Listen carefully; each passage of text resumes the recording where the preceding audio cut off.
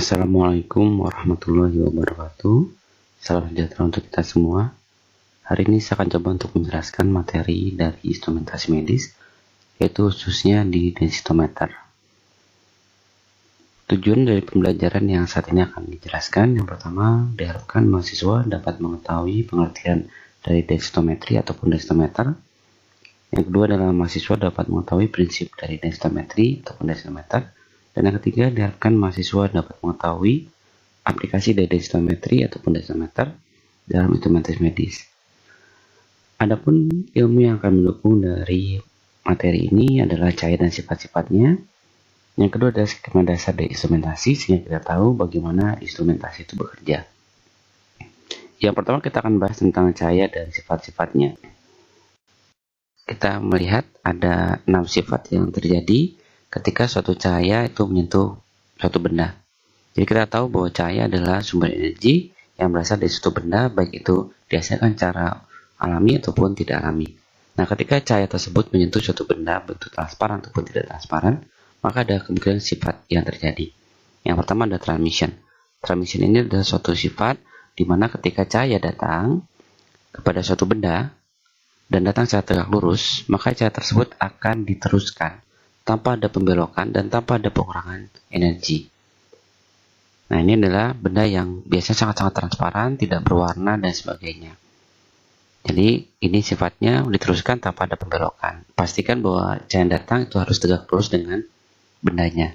Walaupun ada kalanya ada cahaya yang datang dengan sudut tertentu, tapi jarang sekali suatu benda yang dapat memberikan transmission sempurna jika benda itu berbeda dengan udaranya. Kemudian sifat yang kedua adalah refleksi, di mana sifat refleksi ini adalah sifat cahaya ketika dia menyentuh suatu benda yang memantulkan sempurna, seperti cermin misalnya.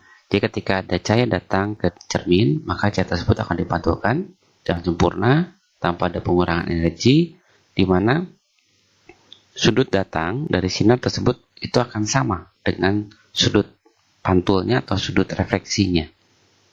Selanjutnya, sifat refraksi. Refraksi adalah pembiasan atau pembelokan. Jadi ketika ada cahaya datang ke dalam suatu benda yang transparan dan benda tersebut memiliki indeks bias yang berbeda dengan indeks bias datangnya cahaya, maka cahaya tersebut akan dibelokkan. Nah, sudut datang yang diberikan kepada cahaya oleh benda itu tidak akan sama dengan sudut biasnya. Ini adalah refraksi. Kemudian selanjutnya difraksi, ini adalah suatu sifat ketika cahaya datang melalui celah sempit. Jadi ketika cahaya datang melalui celah sempit, maka cahaya tersebut akan dibaurkan atau dipecahkan ke seluruh titik. Jadi kalau difraksi nanti akan ada penjelasannya di spektrofotometri. Dia akan ada bagian dari instrumen dan seperti intraslit dan extraslit. Selanjutnya adalah adsorption. Adsorption ini adalah penyerapan di mana cahaya datang pada suatu benda itu akan menyerap dan akan membuat energi tersebut menggetarkan partikel-partikel di dalamnya. Jadi secara atomik dia akan bergetar atau akan digunakan untuk menggerakkan atau membuat suatu mekanisme lainnya. Nah, adsorption ini bisa saja datang baik itu dengan sudut yang tegak lurus ataupun tidak tegak lurus. Selanjutnya adalah scattering, di mana scattering ini adalah ketika cahaya menyentuh suatu benda yang tidak rata atau tidak beraturan. Jadi ketika cahaya datang ke dalam benda yang tidak beraturan, maka cahaya tersebut akan dibaurkan atau kita sebut dengan pembauran. Biasanya terjadi pada benda yang kasar tadi yang tidak beraturan, seperti kita melihat ada koin, kalau kita sorot cahaya itu akan kelihatan bersinar. Kenapa dia bersinar? Karena cahaya tersebut dibaurkan ke segala arah. Itu adalah cahaya dan sifat-sifatnya. Selanjutnya, ini adalah skema sederhana dari suatu instrumentasi medis. Kalau kita melihat bahwa tadi adalah cahaya dan sumber energi. Kemudian ketika cahaya tersebut atau sumber energi tersebut bisa saja cahaya, panas, arus, dan sebagainya, itu menyentuh suatu materi atau kita asumsikan sampel, maka dia akan menghasilkan suatu reaksi. Reaksi yang diberikan atau yang dikeluarkan oleh materi tersebut itu ditangkap oleh namanya transducer. Nanti bagiannya ada sensor dan sebagainya. Kemudian transducer tadi akan merubah energi yang dikeluarkan oleh sampel menjadi sesuatu yang dapat dikonversi bentuk sinyal. Kemudian diperbesar dengan amplifier kemudian dibuat menjadi digital, kemudian dirubah dengan komputerisasi sehingga kita bisa melihat ukurannya seperti apa dan sebagainya. Kemudian di sini ada juga prinsip instrumentasi berdasarkan perubahan cahaya tadi. Kalau tadi kita sebutkan ada cahaya atau ada sumber energi ke benda, benda mengeluarkan reaksinya, ditangkap oleh transducer, kemudian transducer merubah menjadi bentukan lain dan dapat terbaca. Nah, kalau di sini kita langsung ke fokus ke cahaya. Jadi kalau ketika cahaya itu menyentuh suatu sampel, maka akan ada perubahan intensitas cahaya atau sumber energi tersebut. Jadi kalau misalnya kita punya suatu larutan, kita anggap sebagai belangko atau pelarut, kita berikan cahaya, yang keluar itu dianggap sebagai intensitas awal. Walaupun sebenarnya energinya tidak akan sama dengan yang awal. Tapi karena ini adalah pelarut, nanti intensitas yang dikeluarkan oleh pelarut ini dianggap sebagai intensitas awal. Kemudian kalau kita berikan larutan atau terlarut sehingga membentuk satu larutan, maka cahaya yang diberikan dengan yang sama dengan awal tadi itu akan menghasilkan reaksi juga. Nah, reaksi ini disebut dengan intensitas yang berbeda dengan intensitas awal dari pelarut tadi. Nah, selisihnya atau perbedaan inilah yang kita bisa deteksi dan kita bisa asumsikan bahwa itu menjadi suatu perubahan terhadap terlarutnya. Nah, sebelah kanan ini kita bisa melihat adanya sumber cahaya menyentuh suatu benda dan dia merefleksikan, dia membaurkan, diterima oleh fotosel atau detektor. Nah, ini kalau yang sebelah kiri ini ada sampelnya, sedang sebelah kanan ada yang ada sampelnya, ada yang tidak ada sampelnya. Bedanya apa? Kalau yang ada sampelnya dan tidak ada sampelnya, itu ada pembandingnya seperti kiri tadi. Jadi kalau yang sebelah kiri yang langsung cahaya ke benda dan kemudian dia merefleksikan, ini ada yang namanya konversi atau sudah jadi standar. Itu adalah prinsip dari instrumentasi. Kemudian kita akan masuk ke dalam materi utama yaitu densitometri atau densitometer. Oke, jadi ini ada beberapa teori dan sebagainya bicara tentang densitometri atau densitometer sendiri. Nah, kita akan sebutkan pengertiannya terlebih dahulu. Pengertian dari densitas ini ada beberapa yang bisa kita ambil tergantung dari konsepnya, tergantung dari kita mengaplikasikan kemana. Karena densitas ini itu akan memiliki pengertian yang berbeda-beda. Yang pertama adalah densitas adalah suatu besaran kerapatan massa benda yang dinyatakan dalam berat benda per satuan volume benda tersebut, atau yang biasa sering kita sebut dengan massa jenis. Jadi massa benda dalam berat benda tersebut, massa per volume. Ada juga densitometer atau densitas ini itu adalah tingkat optikal dari suatu benda yang semi transparan atau permukaan yang menghasilkan atau memantulkan cahaya tadi. Nah, densitometri ini itu akan berbeda dengan yang awal. Kalau tadi kita ngomong soal massa jenis, kalau yang ini ngomong soal kepadatan. Karena dia punya kepadatan, maka akan ada yang mempengaruhinya. Nanti kita akan jelaskan di sub dari tema ini. Sedangkan kalau kita bicara metri, metri itu adalah prinsip. Metode itu ada metri. Kalau meter adalah alatnya. Kalau densitas itu adalah teorinya, metri adalah prinsipnya. Jadi kalau densitometri itu adalah prinsip yang menggunakan atau prinsip untuk mengukur tentang densitas. Kalau meter berarti densitometer adalah alat untuk mengukur densitas tersebut. Nah, itu adalah pengertian dasar. Kalau kita lihat dari pembagian berdasarkan teori tadi, maka densitometri itu bisa dibagi menjadi dua atau mungkin lebih, tergantung konsepnya. Karena saya fokusnya ke analisis kesehatan, teknologi laboratorium medis, maka akan saya fokuskan ke yang umum terlebih dahulu. Densitometri ini dibagi menjadi dua, ada solid densitometri, ada liquid densitometri. Solid padatan, jadi kita melihat kepadatan tersebut, yaitu nanti akan ada aplikasi turbidimetri, ada image densitometri. Ada juga liquid densitometri, ini ada cairan, itu kita melihat liquid density atau kerapatan dari materi yang sama-sama menjadi satu fase atau yang kita sebut dengan pengukuran massa jenis. Kita akan bahas yang liquid terlebih dahulu. Jadi liquid densitometri ini saya sebutkan dia adalah suatu prinsip untuk mengukur massa jenis. Apa alat yang dipakai di dalam teknologi laboratorium medis ini? Satu alatnya adalah refraktometer. Oke, ya, jadi kita akan bahas tentang refraktometer untuk melihat densitometer yang pertama, bagian dari densitometer. Saya akan sebutkan pengertiannya terlebih dahulu, bahwa refraktometer ini adalah suatu instrumen yang digunakan untuk mengukur indeks refraksi, kerapatan jenis atau massa jenis, dan konsentrasi dari suatu zat terlarut. Nah, refraktometer ini kita melihat konsentrasinya yang menghasilkan satu fase. Jadi tidak kelihatan fase lain. Seperti kita tahu bahwa larutan itu bisa menghasilkan satu fase. Koloid satu fase, padahal dia dua fase. Beda dengan campuran dua fase. Seperti kita punya minyak sama air, itu terpisah, itu terlihat dua fase. Kita punya air kasih dengan gula, tidak kelihatan ketika gula itu larut, itu dengan satu fase. Nah, apa yang menjadikan prinsip dalam refraktometer ini? Yang kita gunakan adalah prinsip cahaya atau sifat cahaya yang refrak, atau dia pembiasan. Ya, yang kita mainkan adalah refrak, bukan refleks. Kalau refleks itu pantulan, kalau refrak itu adalah pembiasan. Nanti refleks nanti akan ada bahasan lainnya. Nah, kita akan bahas tentang prinsip kerja refraktometer dulu. Refraktometer ini bekerja menggunakan prinsip pembiasan cahaya ketika melalui suatu larutan.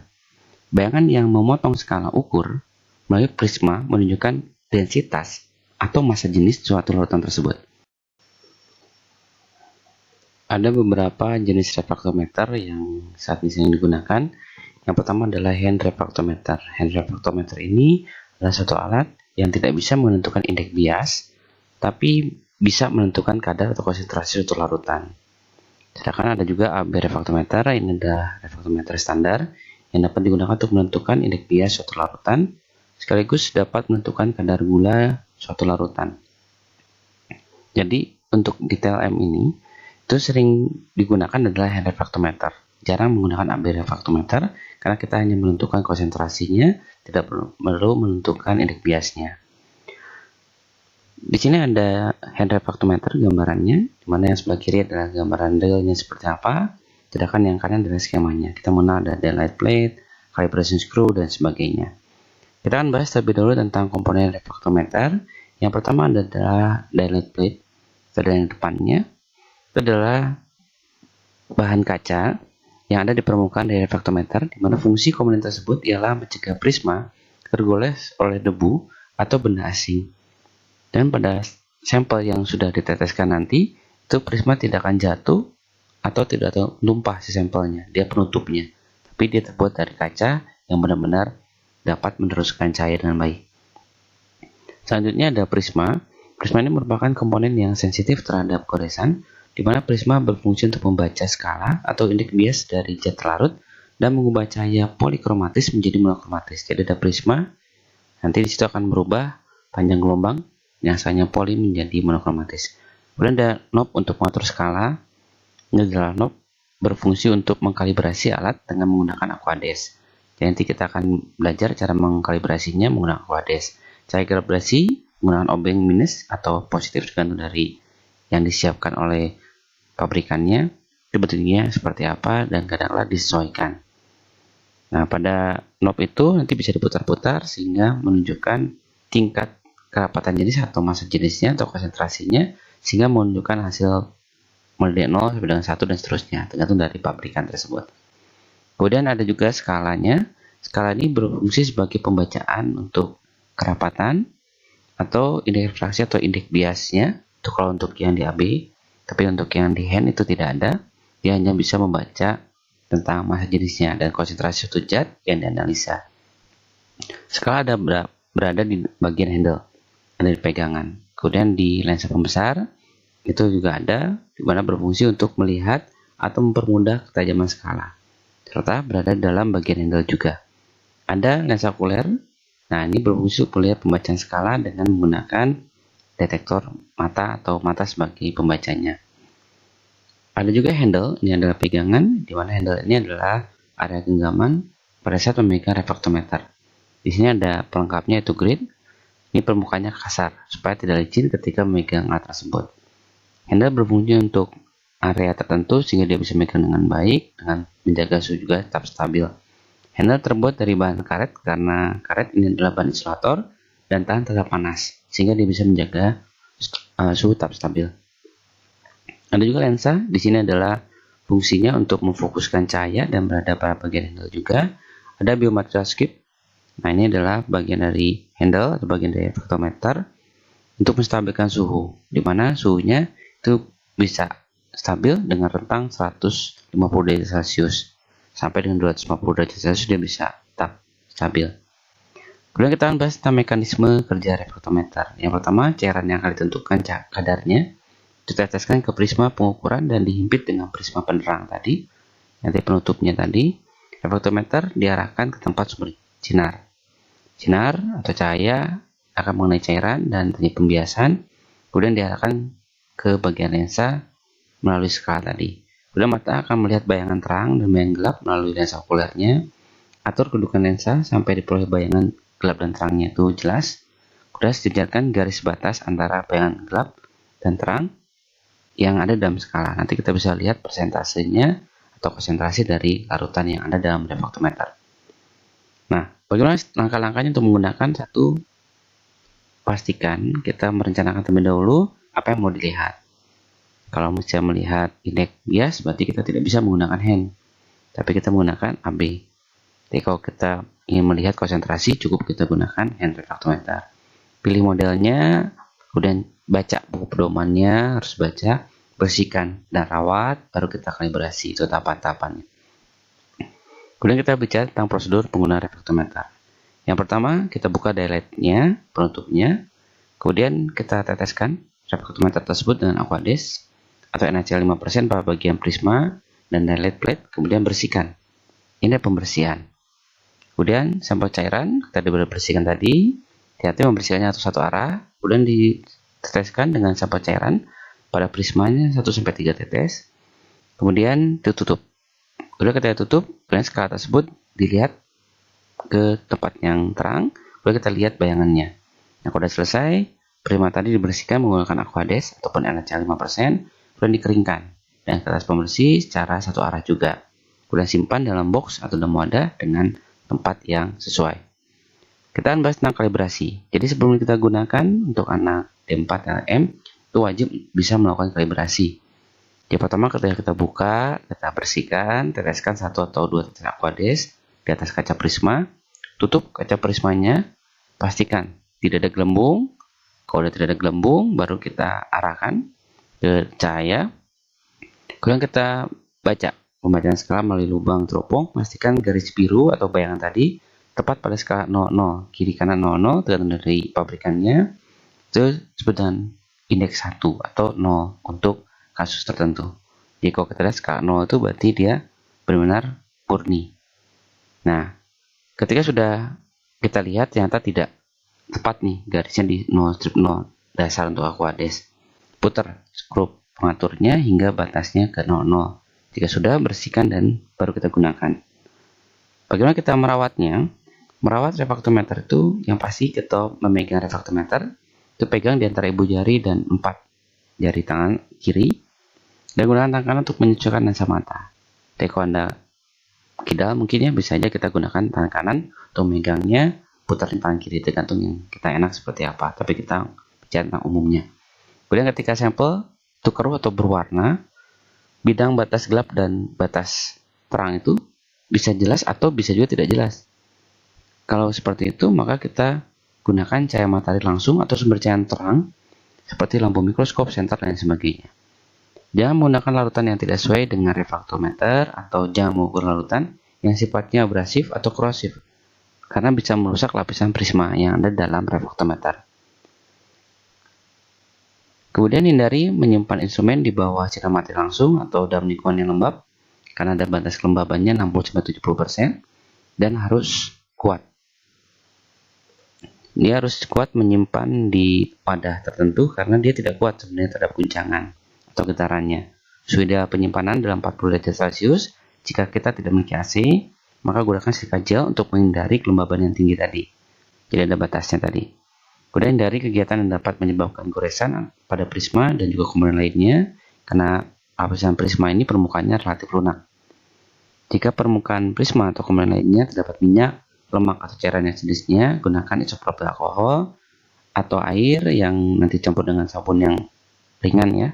Kemudian bersihkan prismanya. Tidak boleh menggunakan sabun-sabun yang memiliki kekuatan yang sangat tinggi. Kemudian di sini kita akan coba lihat video ini yang menunjukkan bagaimana alat tadi itu bekerja. Ya, ini kita buka reflektornya, itu ada reflektornya. Nah, untuk penutupnya, prisma di dalam kita buka. Ini buka tutup prismanya. Nah, itu adalah prismanya, skrunya, pemutar untuk kalibrasi. Nah, itu adalah pasangan obengnya.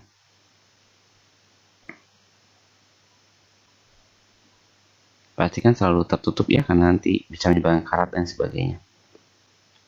Okuler, handle-nya, lensanya. Nah, okuler bisa diputar-putar tergantung dari mata kita minus atau tidak, itu tergantung. Ataupun memfokuskan, walaupun tidak minus, kita bisa untuk fokuskan. Ini pun sama, fotometer juga, di jenisnya sama, mungkin hanya bentuknya beda. Nah, skrunya tidak ada penutupnya, biasanya terbuat dari stainless dan sebagainya.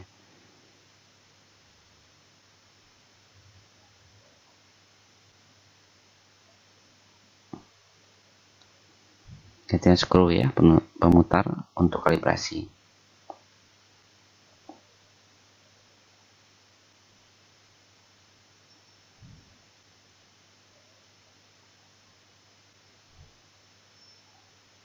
Ini adalah tahapan kalibrasinya. Kita siapkan aquades yang benar-benar murni ya. Siapkan lapnya, tisunya dan sebagainya. Kita persiapkan. Kita ambil destilasinya, lapnya, itu semua dalam suhu ruang ya.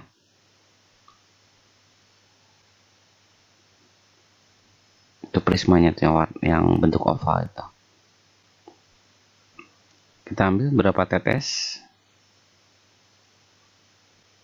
Nah, kalau ini sambil dibersihkan juga nggak masalah. Dan tutup. Pelan-pelan. Untuk penutupnya pastikan tidak ada gelembung yang terperangkap di antara prisma dan penutup tadi. Ini pastikan pelan-pelan ya. Nah, kalau dia keluar kemana-mana bisa dilap. Kelebihannya, hati-hati tisu yang digunakan tidak boleh yang kasar. Dia harus permukaan yang halus. Karena ada tisu yang kasar yang permukaannya.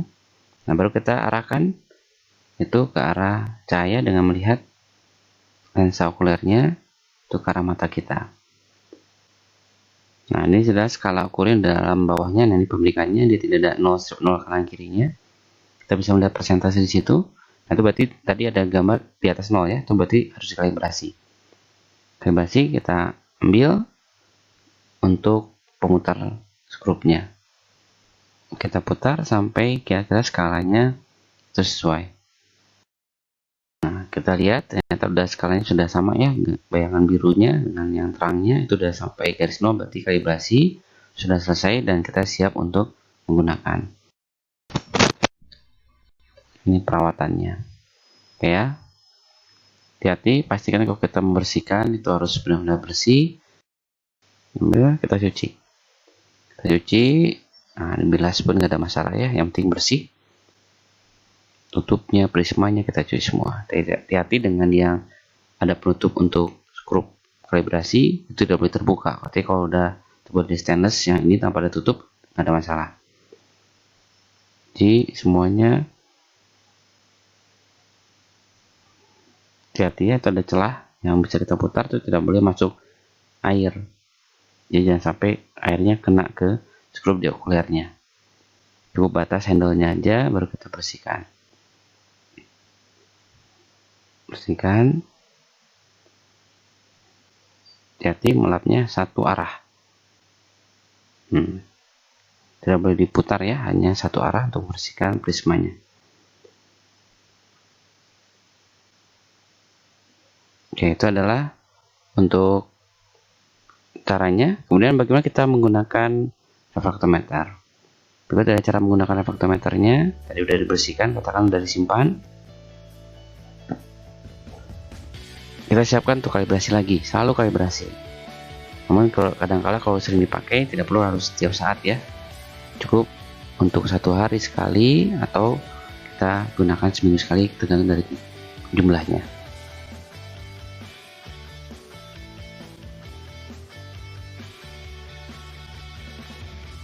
Nah, itu teknik kalibrasinya sama. Kita lihat ya teknik kalibrasi yang alat kedua ini. Arahkan, lihat skalanya, ini akan disebut beda, dia ada 0,0 ya, dan kiri kanannya. Nah, itu kita pastikan dia harus sejajar tuh 0,0, tidak tertulis di paling bawah. Atur sama kayak tadi. Nah, itu akan naik turun itu kalau kita putar sebelumnya. Pastikan dia sejajar. Nah, ini baru selesai kalibrasi. Baru kita bersihkan dan kita bisa gunakan. Pastikan airan yang ada di dalam prisma itu benar-benar hilang ya sebelum kita menggunakan. Putar dulu. Nah, itu udah memastikan semua udah cek semuanya dan jelas, baru kita cek. Lap satu arah. Termasuk penutupnya, tidak boleh ada sisa cairan aquades. Kita ambil sampel. Hati suhunya ya, tidak harus sama dengan suhu lingkungan atau suhu di mana aquades tadi dikalibrasi. Pastikan tidak ada gelembung yang masuk, kita teteskan.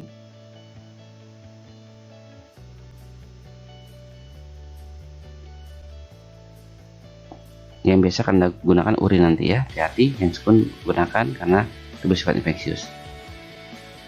Kita lihat, nah kita lihat ukur berapa skalanya baru kita catat.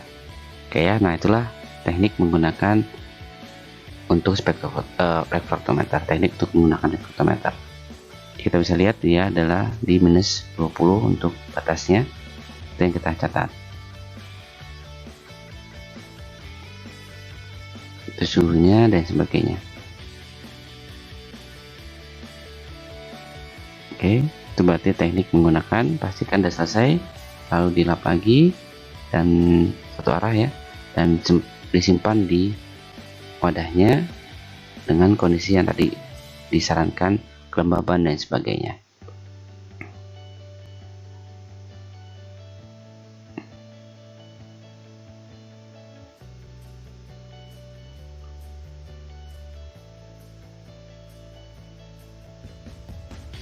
Oke, semua sudah ditutup, baru kita simpan di lemarinya. Oke, selanjutnya kita masuk dengan solid densitometry. Kalau tadi ada liquid densitometry, selanjutnya kita akan masuk ke dalam solid densitometry. Prinsip kerja dari solid densitometer itu ada dua tahap. Tahap pertama, pada densitometer, cahaya akan melewati sistem optik menuju suatu materi, kemudian jumlah cahaya yang diserap tergantung pada padatnya suatu materi. Cahaya yang tidak terserap akan menembus, terpantulkan, atau terbaurkan, tergantung oleh materinya, dan dia akan mengalami pelemahan dari sinar yang pertama kali atau cahaya yang pertama kali masuk ke materi tersebut.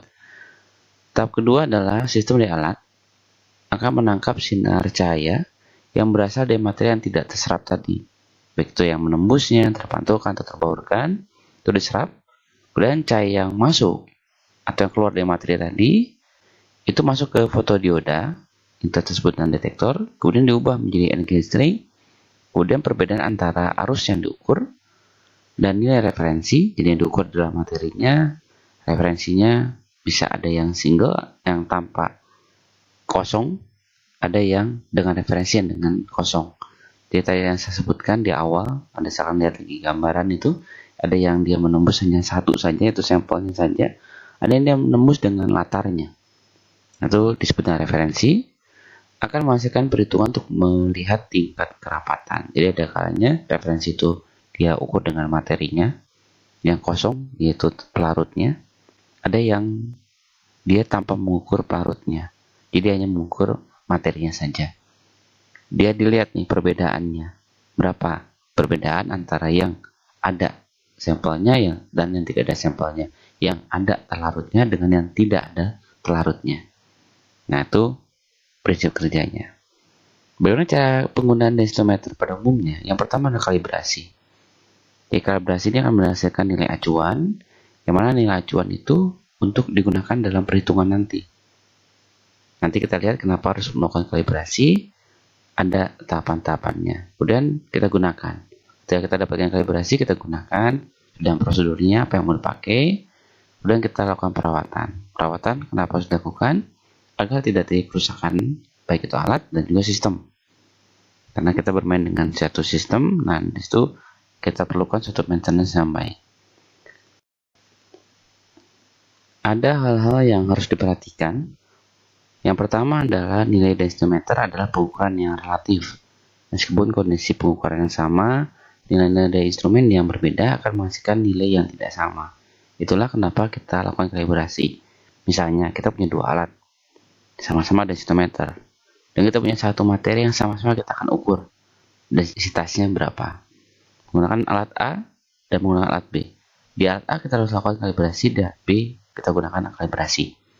Kita harus pastikan itu dilakukan karena bisa saja alat yang beda, satu jenis, satu tipe harus melakukan kalibrasi yang sama. Karena bisa saja kalibrasi di alat satu akan berbeda dengan kalibrasi di alat kedua. Nah, ini adalah penyebab perbedaan pengukuran pada perbedaan instrumen baik itu waktu dan jenis. Kenapa tadi saya sebutkan kita punya dua instrumen yang sama? Katakan alat A, alat B, jenisnya sama, tipenya sama. Kemudian kita akan kalibrasi pada kedua alat tersebut sebelum kita memulai, padahal sampelnya sama. Nah, ini bisa terjadi karena waktu penggunaan alat, waktu pakai jam terbang, pakai alat tersebut dan sebagainya menyebabkan transparansi spektra filter dari si instrumen tersebut itu akan berkurang fungsinya. Seperti saya sebutkan, ada yang terserap, dia menggetarkan atom-atom dalam materi tersebut atau dalam filter tersebut, nah itu bisa berkurang. Kemudian distribusi spektrum sumber cahaya. Nah, distribusi yang diambil dari sumbernya bisa juga berbeda. Sama-sama lampunya, sama-sama tegangannya, tapi kalau sering digunakan itu bisa menghasilkan cahaya yang berbeda atau intensitas yang berbeda. Yang kita lihat ukur adalah intensitas, fluxnya berapa. Kemudian fotodioda ini adalah detektornya yang menangkap. Yang menangkap itu juga bisa berbeda-beda. Geometri pengukuran, nah geometri pengukuran kita lihat dari materinya. Kalau tadi 1, 2, 3 adalah instrumennya, ini adalah geometri pengukuran. Jadi geometri pengukuran itu adalah si partikelnya itu bentuknya seperti apa, posisinya bagaimana dan sebagainya, itu bisa melihat perbedaan. Kemudian penanganan dan kalibrasi yang tepat pada setiap instrumen harus dipastikan terlebih dahulu, karena setiap alat juga ketika kita lakukan kalibrasi yang sama atau penanganan yang sama belum tentu menghasilkan nilai yang sama, tak kutip kalibrasi yang sama. Di sini saya akan sebutkan contoh perhitungan densimeter. Kita akan langsung ke instrumennya atau alatnya. Yang pertama adalah densimeter untuk pengukuran kepadatan atau kekeruhan, biasa disebut dengan turbidimeter. Nah, di sini kita bisa lihat di gambar sebelah kanannya atau di tabelnya itu ada standar McFarland. Kemudian kita menggunakan BASO 4 sebagai standar McFarland-nya 0,5, 1, 2, dan 3. Nah, itu disebut dengan standar. Kemudian kita lakukan interpretasi bakteri dengan konsentrasi 150 kali 10⁻⁶ sel per mililiter. Nah, itu berapa nilai kerapatannya?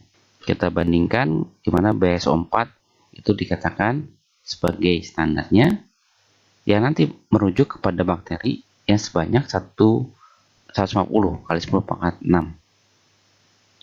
Saya ulang lagi ya. Kalau kita mengukur konsentrasi BASO 4 sebagai standarnya, konversinya itu dengan bakteri konsentrasi. Ukur dengan berapa panjang gelombang? Panjang gelombangnya 550. Nah, ini harus kita lakukan kalibrasi. Kita pastikan betul atau tidak. Kadang-kala bisa jadi seperti ini. Di McFarland 0,5 itu serapannya tidak akan sama di satu alat satu dengan alat yang lainnya. Tidak perlu kita lakukan kalibrasi. Yang penting nanti kita lihat kurvanya seperti apa. Ada juga contoh, nanti kita bandingkan juga dengan yang tadi, turbidimetri. Di sini saya ada gambar elektroforesis. Nah, kalau tadi adalah solid instrumen, kalau ini kita menggunakan kayak scanner. Jadi kalau Anda belajar di electrophoresis nanti, itu akan ada scanning atau scanner untuk melihat kerapatan dari pita yang terbentuk. Selama ini pita yang terbentuk kita lihat berat molekulnya berapa. Saat ini teknologi sudah tidak melihat lagi berat molekulnya, tapi bertambah dengan berapa kepadatan protein tersebut. Nah, kita lihat di sini. Ada standar 1, standar 2, standar 3, dan sebagainya sampai dengan standar 5. Kita lihat di tabel kanannya, itu standar 1, 2, 3, 4, 5. Kita lihat nih, berapa hasil dari detektornya, hasil dari konversinya, menghasilkan nilai berapa. Kemudian kita lakukan kalibrasi. Yang grafik bawah ini, itu adalah kurva standar, atau kurva kalibrasi. Diambil nih, kalau standar 1 berapa, 2 berapa, 3 berapa, 4 berapa, 5 berapa. Kita masukkan ke dalam komputerisasi, menghasilkanlah suatu rumusan. Y97E minus 09X min 0,0075 atau 76 nih ya. Nah, nilai R kuadrat dan 0,99. Berarti layak. Ini sudah bagus pembuatannya. Nah, ketika kita buat seperti ini, baru kita lihat sampel pertama, sampel kedua, sampel ketiga. Nilai ini, nilai serapan ini yang akan dimasukkan ke dalam rumus yang telah dibuat di kurva tadi. Kita konversikan berapa sih nilai X-nya. Nah, baru kita lihat konsentrasinya, itu adalah hasil dari konversi tadi. Walaupun kita lihat bahwa standar 1, 2, 3, kemudian sampel 1, sampel 2, sampel 3 yang kita tuliskan U di sini, itu berat molekulnya tidak sama ya. Tapi tidak ada masalah. Yang penting yang kita lihat adalah densitasnya. Oke, jadi hati-hati dengan solid ini. Kalau kita bicara tentang turbidi tadi, tetap harus pakai kalibrasi. Ini pun sama dengan electrophoresis. Nah, tugas Anda sebagai seorang D4 LM harus bisa melakukan kalibrasi dengan baik. Kalau tadi di awal adalah refraktometer, itu Anda lakukan kalibrasi, itu melakukan pengecekan, tapi sangat sederhana. Nah, kalau yang di densitometer untuk optical, ini akan lebih sulit. Kita akan bermain di tingkat kerapatan. Ya, tingkat kerapatan, berapa bagusnya, tidaknya, dan sebagainya. Baik, itu yang bisa saya sampaikan. Mohon maaf jika ada kesalahan. Untuk pertanyaan, komentar, dan sebagainya, Anda bisa masukkan ke dalam website di e-learning untuk kita bisa diskusi. Silakan cari-cari literatur lain untuk pembandingnya. Sekali lagi, terima kasih. Assalamualaikum warahmatullahi wabarakatuh.